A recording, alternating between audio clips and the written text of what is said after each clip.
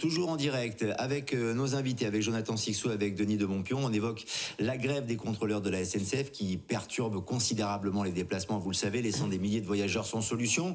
D'après une enquête de l'Institut CSA pour CNews Europe 1 et le JDD, 64% des Français considèrent que cette action de grève est une exploitation excessive du droit de grève. Le droit de grève en question, on va en parler plus en détail dans quelques instants, mais d'abord, en direct avec nous, Christophe Buffard, secrétaire fédéral UNSA SNCF Voyageurs. Merci d'avoir accepté notre invitation. Vous n'êtes pas gréviste, vous. Pourquoi ne l'êtes-vous pas, Christophe Buffard? Bonjour. Eh bien, nous, à l'UNSA Ferroviaire, tout d'abord, nous privilégions toujours la négociation. Et donc, on estime que le temps de la grève n'est pas celui à présent. Et donc, on se laisse le temps de pouvoir négocier parce que nous sommes évidemment toujours en pourparlers, en échange avec l'entreprise. Vous comprenez néanmoins les revendications et les actions des autres syndicats? Alors les revendications, oui, on les comprend parce que nous avons accompagné, je dirais, la grève précédente. On a porté les revendications des contrôleurs.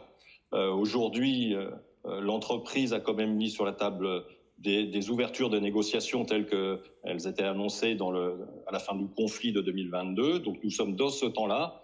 Et donc évidemment, nous portons nos propres revendications qui ne sont pas éloignées de celles qui sont présentées aujourd'hui, mais dans une négociation plutôt que dans l'action aujourd'hui.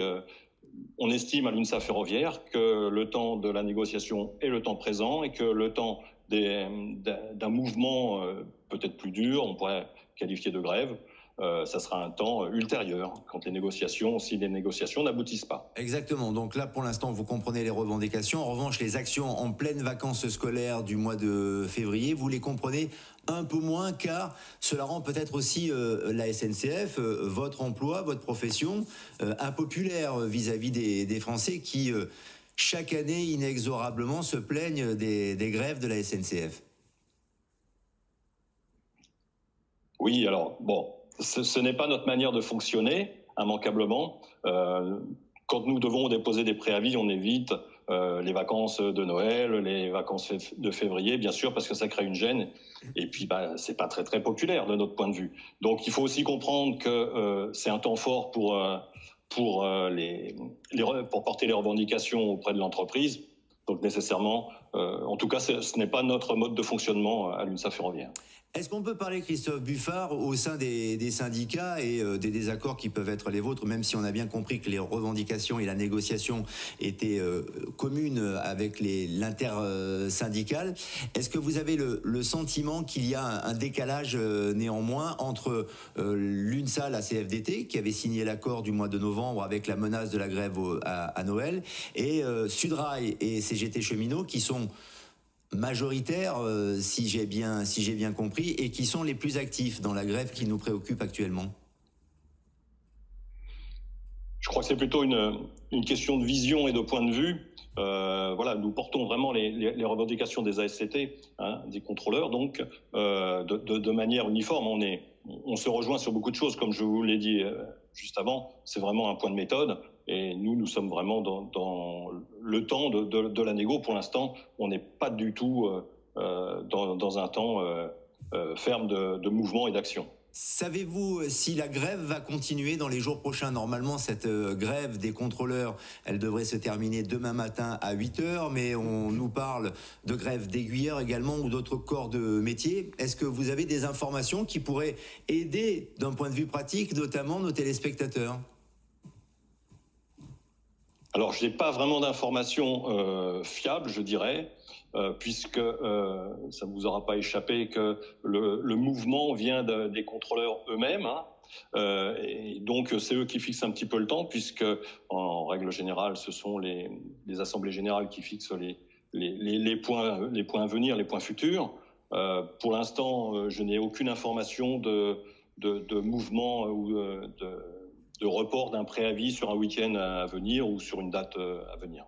Si vous n'obtenez pas satisfaction, Christophe Buffard, avec l'UNSA par rapport aux négociations qui sont en cours, est-ce que vous êtes prêt à notamment faire grève pendant les Jeux Olympiques, qui semble être un objectif pour beaucoup de syndicats et pas uniquement à la SNCF, de faire miroiter ou d'agiter cette menace de perturber les Jeux Olympiques de Paris qui se dérouleront cet été?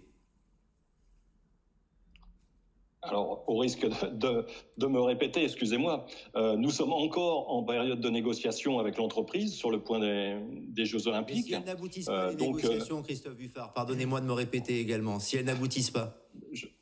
Je pense que le président Farandou mettra ce qu'il faut sur la table pour éviter un éventuel conflit. En tout cas, nous l'espérons, nous, à l'UNSA, parce que les Jeux Olympiques sont quand même un événement mondial. Ce serait un peu dommage de rater le coche.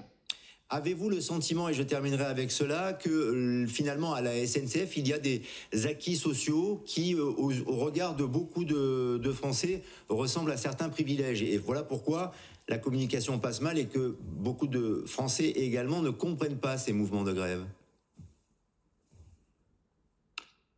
Alors là, on rentre dans un débat de fond. Peut-être que s'ils ne comprennent pas, c'est peut-être qu'on ne leur explique pas. Il faut quand même bien savoir que la société a évolué, hein, la société SNCF, tout comme la société civile. Donc des choses ont changé. Il n'aura échappé à personne que le statut n'existe plus, quand même. Donc les privilèges, pardonnez-moi, mais là pour le coup, il y en a beaucoup, beaucoup moins. Les nouveaux embauchés sont donc au droit privé, donc privilèges égale pratiquement ceux de tout le monde. Donc c'est un peu, voilà, je pense qu'il ne faut pas véhiculer ce genre de choses. Des privilèges, non. Aujourd'hui, nous subissons aussi la société civile. Donc nos ASCT, nos agents des gares subissent les agressions comme tout à chacun. Donc pour moi, non, il n'y a pas ni de privilèges ni de nantis à la SNCF. Et contrairement à ce qu'on a pu entendre, je vais juste un tout petit peu déborder, les salaires des ASCT ne sont pas ceux qui sont évoqués dans certains médias. Donc voilà, c'est un peu dommage de donner ces informations-là qui font du SNCF bashing pour le coup. Vous parlez des salaires donc des contrôleurs qui manifestent et qui font grève. Quels sont-ils les chiffres exacts? Les chiffres exacts, ça dépend des roulements de chacun, puisque le salaire à la SNCF est composé de deux variantes. La rémunération, vous avez un traitement, et puis vous avez des primes, dit des éléments variables de solde. Donc en fonction du service que vous occupez, si vous travaillez le dimanche, vous avez une petite prime qui compense. Si vous travaillez la nuit, vous avez une prime qui compense, donc qui fait à peu près une part de 25% du salaire. Mais c'est pas ce qu'on a pu entendre sur certains médias d'un salaire de début pour un ASCT, par exemple, de 2900 brut. On en est très très loin. C'est combien, salaire de début, si on en est loin? Aux alentours de moins de 2000 euros brut. Moins de 2000 euros brut. Merci pour ces précisions et merci d'être intervenu, Christophe Buffard, sur l'antenne de CNews.